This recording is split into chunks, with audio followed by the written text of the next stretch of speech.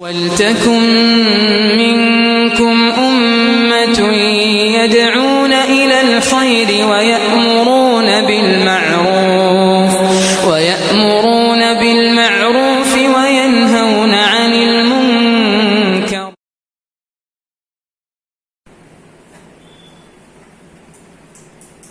السلام علیکم ورحمۃ اللہ وبرکاتہ. السلام علیکم ورحمۃ اللہ وبرکاتہ.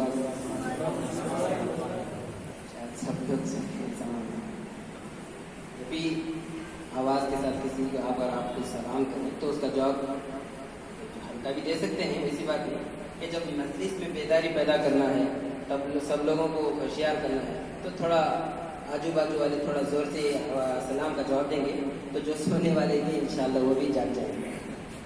تو محترم حضرات، اللہ کے فضل سے یہ ایک سلسلہ شروع ہوا ہے ہمارے اس مدگل کے اندر. الحمدللہ بہت سارے حضرات اپنا شوق اور جذبہ بھی بتا رہے ہیں.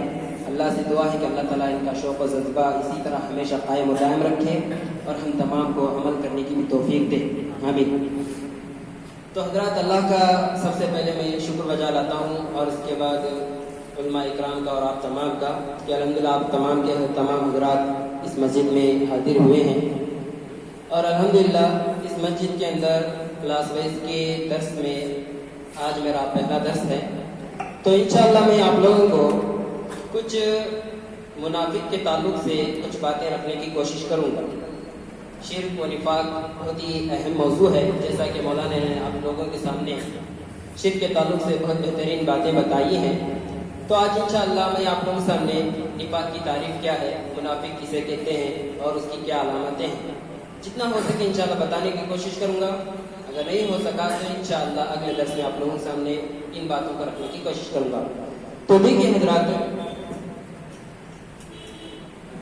آج انشاءاللہ ہم منافق کے تعلق سے کچھ باتیں جانتے ہیں. منافق کسے کہتے ہیں،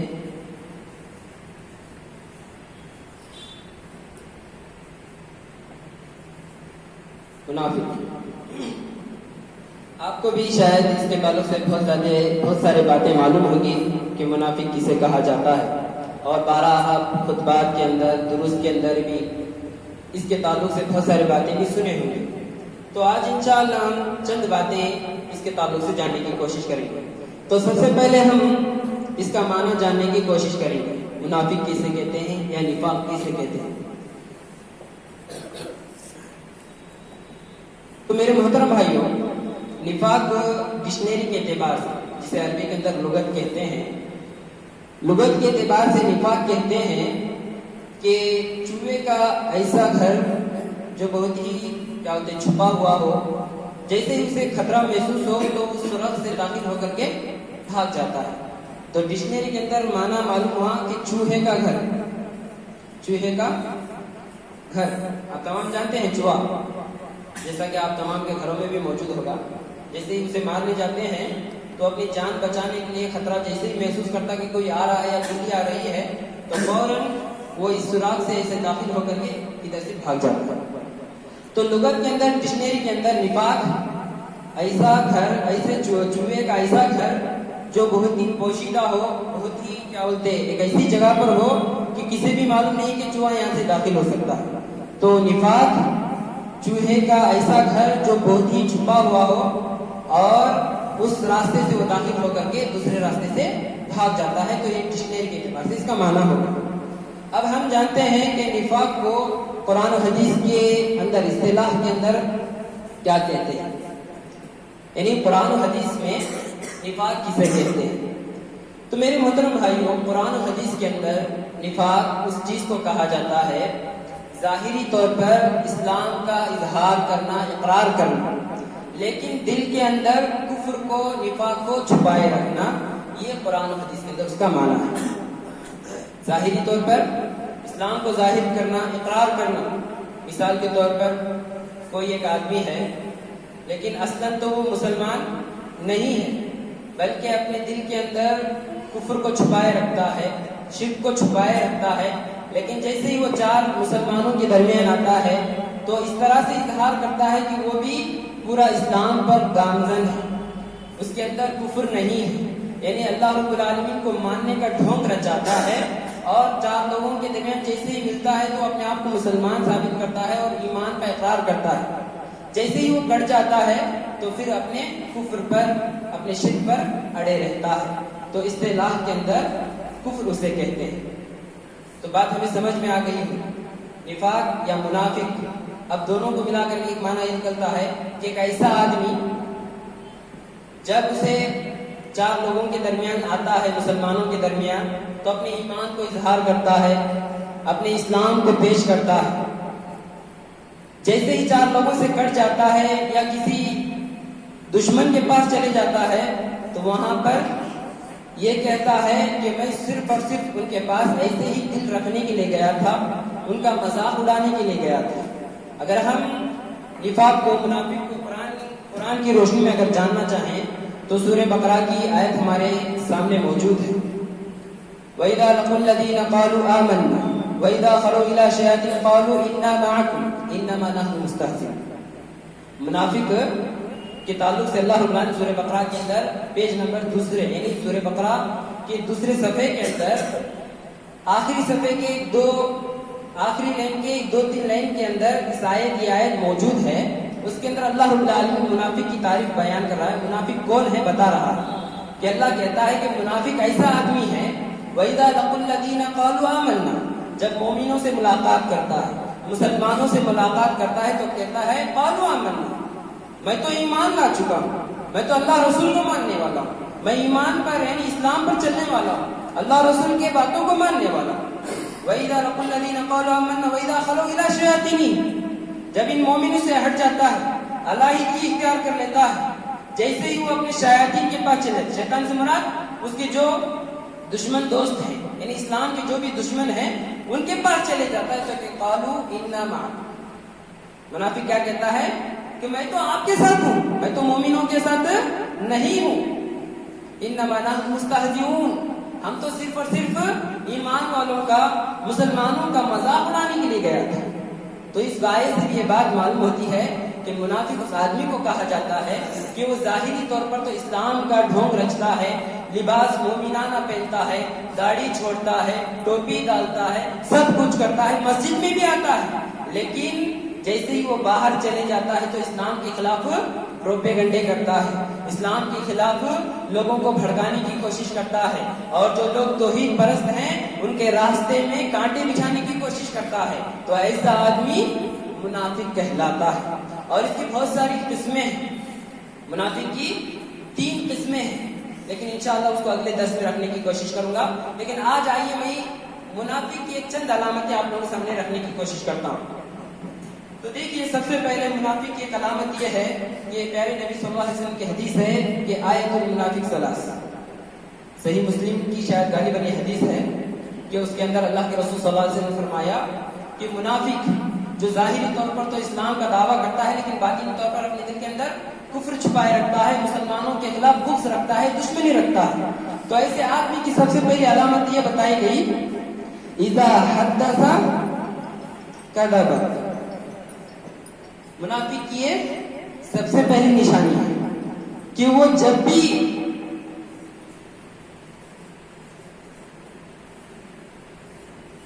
یعنی جب بھی وہ بات کرتا ہے تو منافق کیا کرتا ہے, سچ بولتا ہے. منافق کیا کرتا, جھوٹ بولتا. تو سب سے بڑی ایک علامت ہے کہ جیسے ہی وہ منافق کی ایک علامت ہے, اگر کوئی جھوٹ بول رہا تو اسے ہم منافق نہیں بول سکتے. بس ایک علامت, ایک کیا ہوتا ہے, ایک سمبل ہے, ایک گرد ہے, یعنی اس کی ایک علامت ہے کہ جب بھی وہ بات کرتا ہے لوگوں سے تو جھوٹ بہت بولتا ہے. مثال کے طور پر آج کل تو فون آ کر کے ہر ایک کا جھوٹ میں مبتلا ہو چکا ہے. اگر وہ اپنے گھر کے پاس ہے, اگر کوئی فون لگا دیا تو کہتا ہے کہ میں لکسور میں ہوں. بات بات پہ جھوٹ بولنا. مثال کے طور پر کسی سے ملاقات کرا تو بڑے بڑے جھوٹ بولتا کہ میں فلاں گاؤں کو گیا تھا, وہاں سے اتنا سونا خرید کر لایا, نہیں تو میں اتنے کلو کے ٹماٹر لے کر آیا. یعنی مثال کے طور پر آپ کو بتا رہا ہوں کہ یعنی اس کی زبان سے جب بھی وہ بات کرتا ہے تو منافق کی علامت یہ کہ جھوٹ بولتا ہے, لوگوں کو جھوٹ بول کر کے خوش کرنے کی کوشش کرتا ہے اور لوگوں میں جھوٹ بول کر کے اپنی جھوٹی شان جتانے کی کوشش کرتا ہے. تو یہ منافق کی سب سے بڑی علامت ہے. صرف ایک علامت ہے، اس کے اندر نفاق آنے کی یہ چانسز ہے، لیکن ہمیں اگر کوئی جھوٹ بولتا ہے تو فوراً جا کر اسے تو جھوٹا ہے، تو منافق ہے، اس طرح سے ہم نہیں کہہ سکتے، بلکہ یہ ایک علامت ہے، ایک سمبل ہے۔ اگر یہ کسی کے اندر پائی جاتی ہے تو اس کے اندر نفاق داخل ہو رہا ہے۔ تو ہم تمام کو چاہیے کہ جیسے ہی ہماری زبان سے زیادہ تر جھوٹ نکلتا ہے تو ایسے وقت میں ہم اپنے آپ کو سدھارنے کی کوشش کرنا چاہیے، یا اگر ہمارا کوئی بھائی جھوٹ پہ جھوٹ بولتا ہے تو اسے سمجھانے کی کوشش کرنا چاہیے۔ اور جھوٹ بولنا نیکی ہے یا گناہ؟ نیکی ہے یا گناہ؟ تو جھوٹ بولنا سب سے بڑا گناہ ہے۔ آپ تمام جانتے ہیں کہ ایک مرتبہ اللہ کے رسول صلی اللہ علیہ وسلم اپنے صحابہ کے درمیان اسی طرح بیٹھے ہوئے رہتے ہیں، تو اللہ کے رسول صلی اللہ علیہ وسلم اپنے صحابہ سے سوال کرتے ہیں، الا انبئکم باکبر الکبائر، کیا ہے میرے ساتھیوں، کیا ہے میرے دوستوں، کیا میں آپ کو بڑے کبیرہ گناہوں کے بارے میں نہ بتاؤں؟ قالوا بلا، تو تمام صحابہ کہتے ہیں کیوں نہیں اللہ کے رسول، ضرور بتلائیے، ہم لوگ جاننا چاہتے ہیں، ان سے بچنا بھی چاہتے ہیں۔ تو اللہ کے رسول صلی اللہ علیہ وسلم فرماتے ہیں الاشراک باللہ وعقوق الوالدین، اللہ کے رسول نے فرمایا کہ اللہ کے ساتھ شرک کرنا اور ماں باپ کی نافرمانی کرنا یہ سب سے بڑا گناہ ہے۔ اس کے بعد صحابہ کہتے ہیں کہ اللہ کے رسول صلی اللہ علیہ وسلم بیٹھے ہوئے تھے تو ان کی زبان سے یہ بار بار نکل رہا تھا کہ الا قول الزور و شہادت الزور، سب سے بڑا گناہ وہ ہے کہ جھوٹی بات کہنا اور جھوٹی گواہی دینا۔ آج ہمارے معاشرے کے اندر یہ عام ہے کہ ہم بات بات پہ تو جھوٹ بولتے ہیں، کوئی ایک سامان بیچنا ہے تو اس پر 100 جھوٹ باندھ کر کے بیچتے ہیں، حالانکہ وہ سامان خراب رہتا ہے۔